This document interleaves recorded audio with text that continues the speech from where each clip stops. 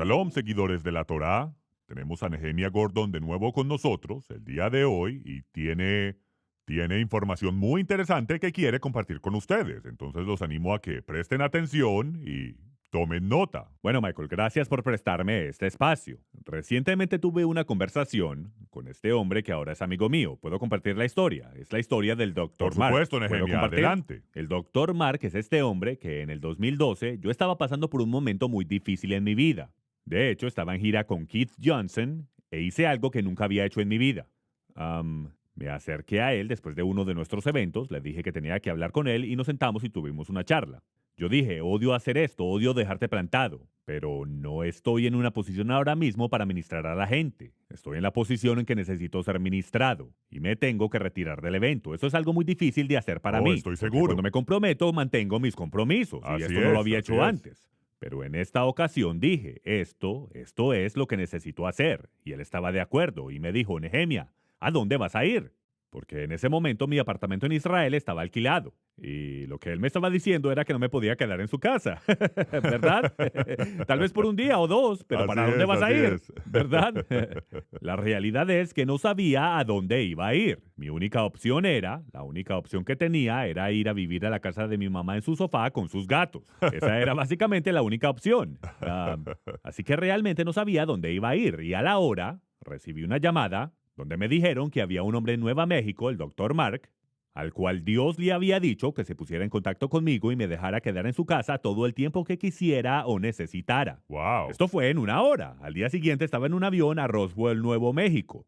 Y estoy sentado en su casa por 2 meses, recuperándome de esta tragedia que me ha sucedido. Una serie de tragedias. Y mientras estaba en su casa, charlábamos y él me hacía preguntas, y lo que yo no sabía en ese momento era cuál era su pasado. Y resulta ser que él tiene un posgrado en teología. Y es médico, es un tipo muy inteligente, y en esa época era pastor y estaba a cargo de misiones para una iglesia grande. Wow, era pastor, era médico Él y estaba tenía un posgrado ministrando en en la teología también. prisión, iba a las cárceles. De hecho, hice un podcast con él en mi sitio web, elmurodenehemia.com. No les voy a contar todo, pero es una historia increíble. Y estaba hablando con él la semana pasada y me dijo, Nehemia, esto fue la semana pasada. Hace 8 años estuve en su casa y esta semana me dijo, Nehemia, el día de hoy solo creo en Yeshua por algo que me dijiste en el 2012. Y yo dije, ¿qué? Yo tengo que saber más de esto y compartirlo con la gente. Nehemia el evangelista. ¿De qué estás hablando? Continúa, por Entonces favor. me contó la historia de cómo comenzó a leer el Tanakh y yo no conocía esta historia en el 2012. La escuché por primera vez la semana pasada mientras grabábamos el podcast. Es una historia increíble. Gente, vayan al murodenehemia.com. Y entonces él explica cómo comenzó a leer el Tanakh en contexto. Lo que pasó es que mientras iba a las prisiones dando Biblias, los presos le hacían preguntas del Antiguo Testamento que no sabía responder. Y pensó, mejor solo doy el Nuevo Testamento. Y eso lo puso a pensar. Pasaron algunas cosas y comenzó a leer el Tanakh en contexto y pensó, ¿sabes? Todas estas profecías de Yeshua en el Tanakh no son tan claras como le habían enseñado en sus cursos evangélicos para pastores por décadas y décadas. Y entonces comenzó a investigar en lo que llamamos el rabino Google. ¿El rabino Google? O sea, fue y buscó en Google una respuesta para esto. Y encontró todas estas páginas en el internet que decían que no hay manera que estas profecías se refieran a Yeshua.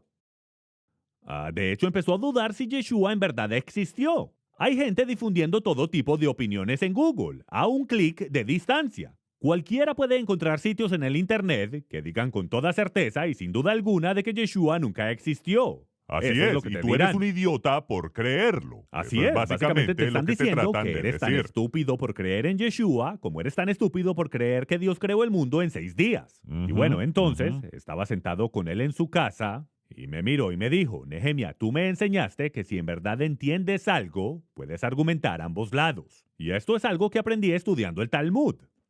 Cuando estaba joven, el Talmud tiene estos argumentos. En el mundo occidental, cuando debatimos, queremos es ganar el argumento. Pero el Talmud lo que hace es lo que llamamos dialéctica, que es discutir ambos lados del argumento para encontrar la verdad. Pues se pueden decir cosas en un debate que suenen bien, pero que no te lleven a la verdad. A lo mejor te traiga victoria, pero cuando estés pensando digas, ¿será que es verdad lo que dije? ¿Fue un buen argumento? Entonces él me dijo, Nehemia, si tú tuvieras que argumentar por Yeshua y que él en verdad es el Mesías, ¿qué me dirías tú? Y yo le respondí de la única manera, de la manera más honesta que pude. Y le dije, mira, Dr. Mark, si miro lo que Yeshua dijo y lo que se dice de él en el Nuevo Testamento y en su contexto histórico y su contexto cultural, así es como lo puedo entender. Y le expliqué lo que llamamos en los rollos del Mar Muerto el método Pesher. Y te explicaré sobre todo esto más adelante. Pero al final de todo esto lo que resultó ser fue que en vez de, y de hecho él cuenta la historia en nuestro podcast y lo que él dice es que él pensaba que yo le iba a decir, hey, Dr. Mark, voy a imprimir un papel, voy a imprimir un certificado que diga que ya eres un judío caraíta y que ya no crees en Yeshua. No, lo que hice fue decirle cómo creer en Yeshua basado en lo que dice en el Nuevo Testamento con su contexto histórico y cultural. Yo puedo hacer eso, porque yo entiendo el Nuevo Testamento en su contexto histórico y cultural. Sí, tú lo lees en hebreo, lo lees en griego y lo lees en español también. Yo O sea, crecí en esa cultura, es parte de mi educación. No es algo que estoy aprendiendo, es algo que experimenté. Así que le expliqué cómo se entenderían estas cosas, pero si las lees como un cristiano occidental, vas a leer el Antiguo Testamento y pensar que te engañaron. Pero si lo lees como un judío antiguo en el tiempo de Yeshua, especialmente basándose en el camino a Emaús, lo cual vamos a hablar más tarde, no creo que tengo tiempo ahora, pero esa es la clave para entender todo esto. Lucas 24, el camino a Emaús. Tengo una anécdota muy interesante que quiero compartir si me lo permite. Oh, por supuesto. Excelente. Regresamos y quiero que Nehemia nos cuente el resto de la historia del Dr. Mark. Bueno, el Dr. Mark es un hombre brillante. Él tiene un posgrado en teología y es médico. Y en su corazón él cree en Yeshua. Pero ahora en su cabeza han entrado dudas. Tú sabes, a través del mismo mecanismo que nos ha permitido descubrir todas estas cosas increíbles sobre el Mateo hebreo y el nombre de Jehová, ese mismo mecanismo de información masiva lo ha llevado a un lugar donde a él se le ha dicho intelectualmente que Yeshua no puede ser el Mesías. Y él me pregunta a mí, el judío caraíta, que si yo tuviera que argumentar por Yeshua, desde la perspectiva del Nuevo Testamento, ¿qué es lo que yo diría? Y esto es lo que yo le dije, que es la respuesta honesta, que si yo creyera en Yeshua, si se me fuera revelado que él es el Mesías, así es como yo miraría estas profecías. Ya estamos hablando de profecías en Isaías y los Absolutamente. profetas y del cómo pueden ser interpretadas desde una perspectiva de hecho, judía. déjame darte un ejemplo. Tuve una conversación sobre esto con AJ Bernard en mi página elmurodenehemia.com. Pero Oseas 11 es un buen ejemplo. Esto se cita en Mateo. En Mateo es el incidente en que José, María y Yeshua están en Egipto. Así Y es. regresan y dice que fue dicho por el profeta, estoy parafraseando, llamé a mi hijo de Egipto. Entonces lo buscas en la web, vas al rabino Google y preguntas, ¿es esta profecía cierta? E encontrarás un montón de páginas judías y ateas que te dirán, no, es una mala interpretación de Mateo. ¿Y por qué dicen eso? Leamos el contexto de Oseas 11.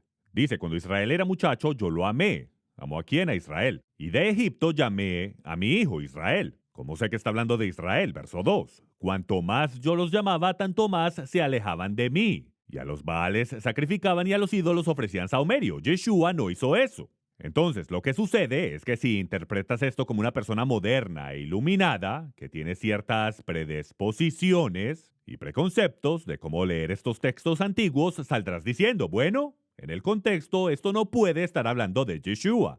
Ahora, ¿cómo puedo argumentar que sí podría ser? Porque en realidad tengo solo tres opciones. Una es que Mateo, que escribió el Evangelio y citó a Oseas, es un completo idiota que no sabía qué decía el próximo verso, o no esperaba que comprobaran sus fuentes, o se refería a algo diferente de lo que creemos que él se refería. Y eso es lo que le expliqué. Le dije, Dr. Mark, no sé cuál de las tres será, pero puedo explicar la tercera basándome en el judaísmo antiguo. De hecho, los rollos del Mar Muerto revelan esto. Tenemos en los rollos del Mar Muerto a este hombre conocido como el Maestro de Justicia. En verdad no conocemos su nombre. Vivió alrededor del 200 AC. Y los que escribieron los rollos del Mar Muerto, en Qumran, creían en este hombre como su gran maestro interpretando la Biblia. Y una de las cosas que creían era de que no había manera que algo tan monumental como la llegada del rival del Maestro de Justicia y todas estas revelaciones no es posible que ocurriera sin que primero se le revelara a los profetas. ¿Y de dónde sacan esto? De Amos 3:7. Dios no hace nada sin revelarlo a sus siervos los profetas. Luego abren el libro de Habacuc, y este es un ejemplo famoso, porque fue uno de los primeros manuscritos del Mar Muerto que se descubrió, y leen un versículo de Nabucodonosor, y dicen, sí, eso se refiere a Nabucodonosor, no tenemos problema con eso. Pero ¿cómo es que esto aplica? ¿Cómo es que esto predice los eventos de la vida del maestro de justicia? Entonces, en ese caso, ellos dicen, sabemos que el sacerdote malvado atacó al maestro de justicia en Yom Kippur. Y dicen que ese verso, que en el tiempo de Habacuc se refería a Nabucodonosor. Pero ahora en nuestras vidas, en las vidas de nuestros padres, esto se cumple con el maestro de justicia y su rival, el sacerdote malvado. Y tú dices, un momentico, espera un momentico. ¿Esto qué tiene que ver con el Nuevo Testamento, Nehemia? Bueno, esto es lo que se llama el método Pesher, y estoy convencido completamente de que esta es la manera en que los evangelios interpretan el Tanakh. ¿Y por qué digo eso? Porque Lucas 24 es la clave de todo esto. Lucas 24 es la historia del camino de Emaús, y quiero que miremos esto rápidamente. Comienza en Lucas 24:18. Había uno llamado Cleofás, o Cleofas. Y, lo siento, primero demos el contexto. Yeshua está caminando con dos discípulos que no lo reconocen según Lucas 24. Así es. Los pobres están tristes. Y están molestos. Así es. Entonces el que se llamaba Cleofas respondió y dijo, después que le preguntó por qué estaba molesto. Espera, tengo que explicarle el contexto aquí. ¿Por qué estaban molestos estos tipos? Están molestos porque la tumba estaba vacía al tercer día. Y cuando lees esto, yo leo esto como un judío y yo digo, ¿qué clase de cristianos son estos? Deberían estar gritando de alegría, ¡aleluya! La tumba está vacía, ha resucitado, pero están tristes y molestos. ¿Por qué están molestos y tristes? Porque fue asesinado su Mesías, porque lleva 3 días en la tumba y ahora aparenta ser que se han robado el cuerpo para profanarlo. Eso es lo que están pensando. Un momentico, ¿no han leído Isaías 53? ¿No saben que todo misionero cristiano sabe que Isaías 53 predice la muerte y resurrección de Cristo? Volveremos a Isaías 53, pero continuemos acá ahora. El que se llamaba Cleofas dijo, ¿eres tú el único forastero en Jerusalén que no se ha enterado de las cosas que han acontecido? Y él dijo, o sea, Yeshua, ¿qué cosas? Aunque él sabía. Claro. Si esto es verdad, él probablemente sabía. Es como cuando Dios le preguntó a Adán, ¿quién te dijo que estabas desnudo? Él sabe la respuesta, pero le pregunta igual. Ellos dijeron las cosas concernientes a Yeshua de Nazaret, que fue un profeta poderoso en obra y palabra delante de Dios. Y tengo que decirte que este es mi versículo preferido. Porque no hay ninguna teología ni doctrina aquí. Esta es solo una conversación entre un judío con otro judío. Y ese es el tipo de cosa que dirían. Era un profeta poderoso en obra y palabra delante de Dios y delante del pueblo. Y como le entregaron los principales sacerdotes y nuestros gobernantes a sentencia de muerte y le crucificaron, la gente lo amaba. Pero los gobernantes se sentían amenazados y lo entregaron a los romanos para que lo mataran. Pero esperábamos que él era el que había de redimir a Israel. ¿Cómo que esperábamos? Esperaban a un Mesías conquistador. Ellos esperaban un Mesías conquistador. Y si lees, yo le dije esto al Dr. Mark, Isaías 53, uno de los argumentos que se cree de este capítulo por los judíos es que esto nunca se refirió a un Mesías. Y por supuesto la respuesta cristiana es decir, solo tengo que mirar el Targum judío, que es la antigua traducción aramea del Antiguo Testamento. Y allí no solo se refiere a un Mesías, sino que la palabra Mesías aparece en el Targum arameo, Meshijá en arameo, lo cual no aparece en el hebreo. Déjame leerte el versículo. Está aquí en Isaías 52:13. La profecía comienza en Isaías 52 y los judíos y cristianos están de acuerdo. Entonces, en Isaías 52:13, dice en el arameo, Hayaslach abdi Meshiach, he aquí mi siervo el Mesías será prosperado. En el hebreo solo dice mi siervo. El arameo lo tradujo así. Esa traducción no es una traducción directa. La mejor comparación que puedo hacer es a una Biblia como traducción en lenguaje actual, por ejemplo. Es lo que llamamos una traducción perifrástica, está en parafrasis. Y la parafrasis te muestra cómo algunos de los judíos lo interpretaron hace 2000 años. O sea que interpretaron Isaías 53 como referencia a un Mesías, pero ¿qué clase de Mesías? Si lees el Targum, te darás cuenta que es un Mesías conquistador que derrota a los ejércitos de los gentiles que se vienen en contra de Israel y trae paz al mundo. A Israel. Así es, exactamente. Un Mesías victorioso. Tanto es, déjame darte un gran ejemplo. Isaías 53:3, mira lo que dice aquí. Despreciado y desechado entre los hombres, varón de dolores, experimentado en quebranto. Todo cristiano sabe que ese es Jesucristo, no hay duda alguna. Pero ahora mira lo que dice el Targum, el mismo Targum que lo interpreta como Mashiach. Esta es la manera en que se lee en el Targum. Entonces la gloria de todos los reinos se convertirá en desprecio y serán cortados. Estarán débiles y enfermos como un hombre destinado al dolor y la enfermedad.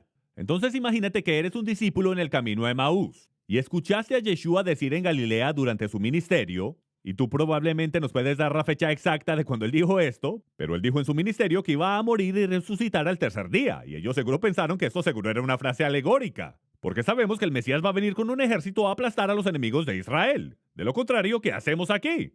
Esto es lo que hemos esperado por cientos de años, desde que estamos bajo la ocupación griega y romana, hemos estado esperando que el Mesías, el hijo de David, en el trono de David, destruya a nuestros enemigos. Entonces, aún en el tercer día, esto es lo que están esperando. Isaías 53 en el Targum envía a un Mesías conquistador, pero en lugar lo que reciben es una tumba vacía. Entonces, aquí está la clave en Lucas 24, y yo creo que la clave es entender la forma en que el Nuevo Testamento interpreta el Tanakh. Y si no entiendes eso, entonces puedes caer en la trampa del rabino Google cuando te trata de decir, después que escribes tu pregunta, no, esa no es la manera en que se interpreta esa profecía.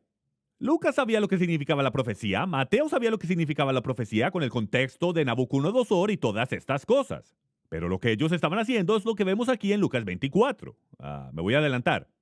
Versículo 22, estoy parafraseando. Nos han sorprendido algunas de las mujeres entre nosotros que fueron temprano al sepulcro porque no encontraron su cuerpo. ¿Cómo pueden estar asombrados si saben que la tumba tiene que estar vacía? Pues, aparentemente no lo sabían. Así es, él lo dijo. Él lo dijo, pero ellos no le creyeron. Aunque lo escucharon de él con sus propios oídos, ellos no podían creer que literalmente él iba a morir. Sí, perderemos la batalla al comienzo, pero nos levantaremos y venceremos a los romanos. Eso fue lo que él quiso decir, pero no fue así. Y fueron algunos de los nuestros al sepulcro y hallaron como las mujeres habían dicho, pero a él no le vieron.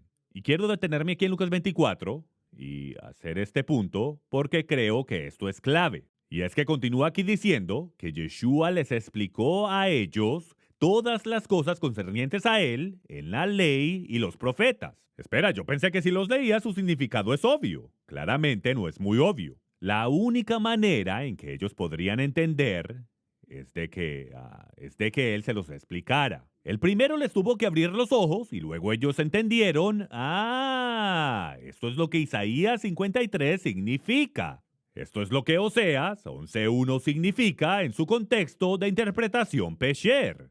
Pero aquí está la clave de esto, Michael. Primero tienes que tener la revelación y creer en Yeshua, o no sabrás que esto se refiere a Yeshua. Es igual que los esenios. Si primero no crees en el maestro de justicia, el esenio viene a ti y te dice, mira esto en Habacuc. El sacerdote malvado atacó a nuestro maestro en el día de Yom Kippur. Y tú dices, no, es Nabucodonosor. No lo puedes ver. Pero si vienes desde la perspectiva que sabes, porque te fue revelado a través de... Escoja la teología, el Espíritu Santo, o Yeshua, o Dios. Ahí tú sabes que puedes leer Oseas 11.1, y esto fue lo que Mateo hizo. Él no se inventó nada. Él no estaba escogiendo versículos que le convenían, según Lucas 24. Estas son las cosas que les fueron reveladas a estos discípulos. Y, de hecho, en la cristiandad llaman esto la prefiguración. En el judaísmo lo llamamos Masea Voz y Mandevanim. Las acciones de los padres son señales para los hijos, y un simple ejemplo de esto es Abraham va a la tierra de los filisteos y su esposa es tomada por el rey de los filisteos y la recupera. Y lo mismo le pasa a Isaac. ¿Y tú piensas, pasó 2 veces? Sí, la historia se repite, ¿verdad? Y este es el tipo de cosas que estamos hablando aquí. Así como Dios llamó a Israel fuera de Egipto, en Oseas 11.1, pero Israel pecó y adoró a Baal. Bueno, así Mateo también toma este versículo y dice, Dios llamó a Israel su hijo fuera de Egipto y también llamó a Yeshua su hijo fuera de Egipto. O sea, ni que Mateo fuera un completo idiota. Y si quieres creer eso, ese es tu problema. Pero yo creo que es más intelectualmente honesto el entender que esto está basado en Lucas 24 y pasajes similares en el contexto Pesher. Y en el contexto Pesher lo que estamos diciendo es que ellos sabían que Yeshua era el Mesías y estas interpretaciones les habían sido reveladas.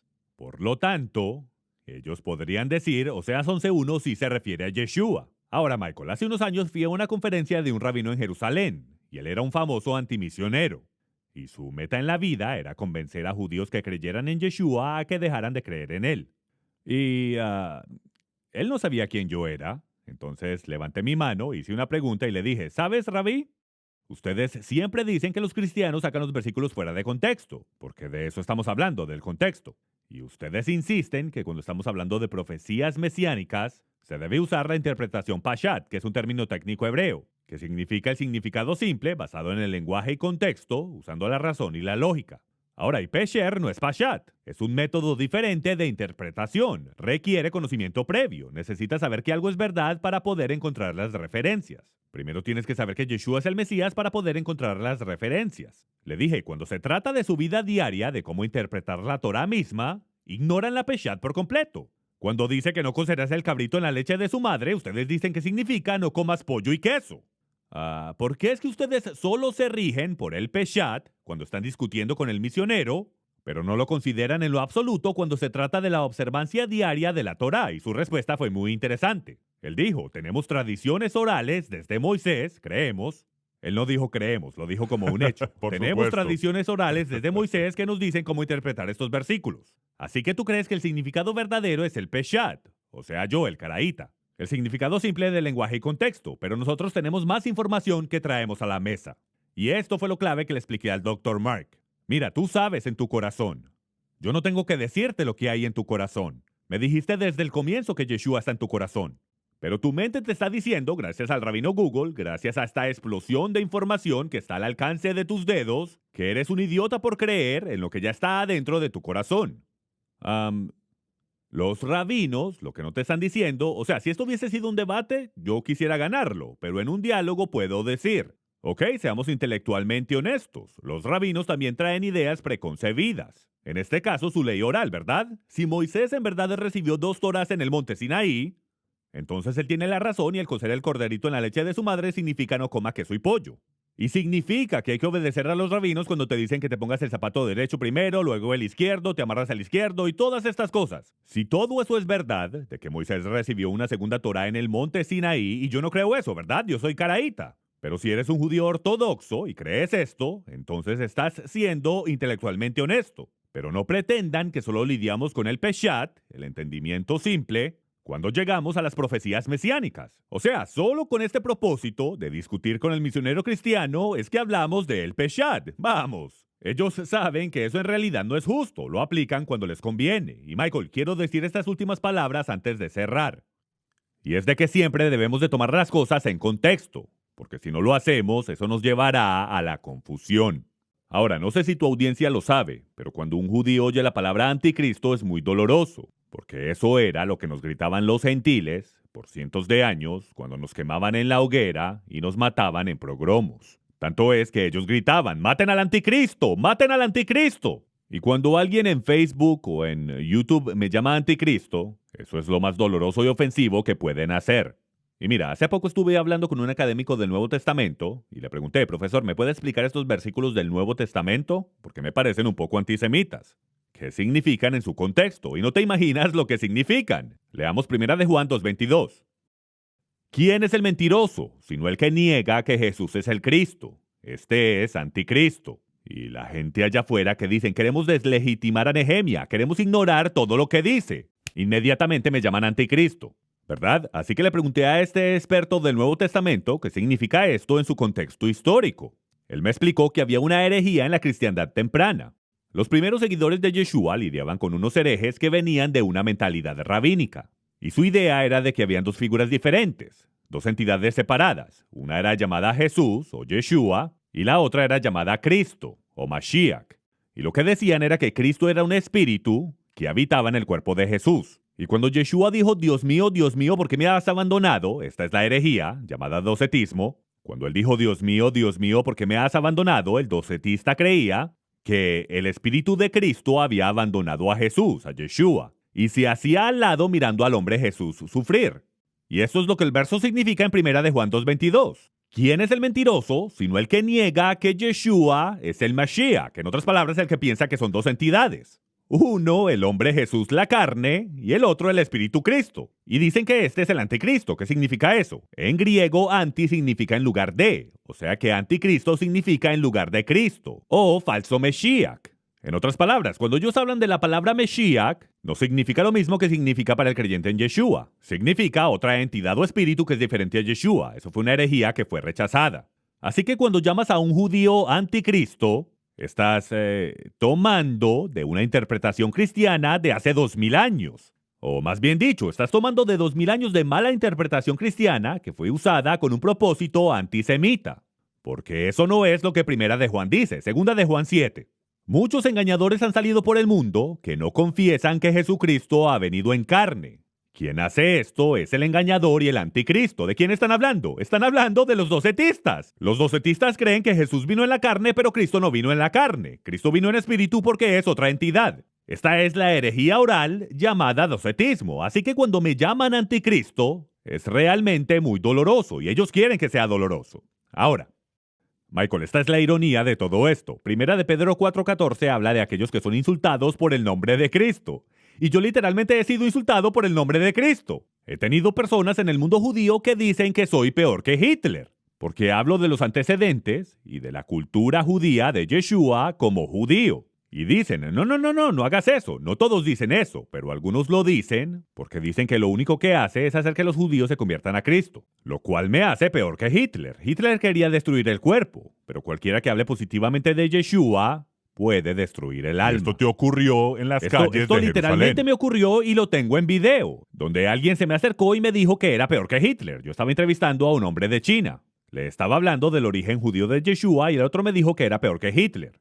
Y yo entendí su dolor, pues su dolor viene de 2000 años de cristianos persiguiendo a judíos, de cristianos llamándonos anticristo y haciéndolo en el nombre de Jesús. Y cuando él oye Yeshua es judío, esto le afecta en las entrañas. Esto es una reacción inmediata que no es intelectual. Es una emoción inmediata de hemos sufrido en ese nombre. ¿Vas a decir que ese nombre es judío? Y a eso lo acompañan varios insultos, así que me han insultado en el nombre de Cristo. Un honor para mí el poder ser un pequeño instrumento en esta hermosa labor. Es un honor compartir con ustedes. ¿Puedo cerrar orando? Por favor, Nehemia. Jehová, Avinu Sheva Shamaim, Padre Celestial, levanto mis manos a ti. Mis padres, mis ancestros, levantaron sus manos a ti y oraron de la mejor manera que pudieron. Por lo menos en sus corazones tenían tu nombre, Jehová. Y ahora vivo en un mundo donde puedo pronunciar tu nombre. Y nadie me perseguirá y nadie me echará en la cárcel. Puedo pronunciar tu nombre con toda libertad. Y estoy más que agradecido por este gran privilegio. Oh Jehová, nuestro Padre Celestial, tú eres salvación, Jehová. Tú eres Yeshua Teinu, nuestro Yeshua. Tú eres al cual hablamos en Lamentaciones diciendo, Jehová, vuélvenos a ti. Jehová, vuélvenos a ti. Vuélvenos a ti, Jehová, y nos volveremos. No podemos hacer esto solos. Haz volver toda la humanidad a ti para que volvamos. Amén. Amén. Amén. Bueno, Shabbat Shalom, seguidores de la Torá. Shavua Tov, que tengan una buena semana y nos veremos aquí en el próximo episodio o cuando se despeje el humo.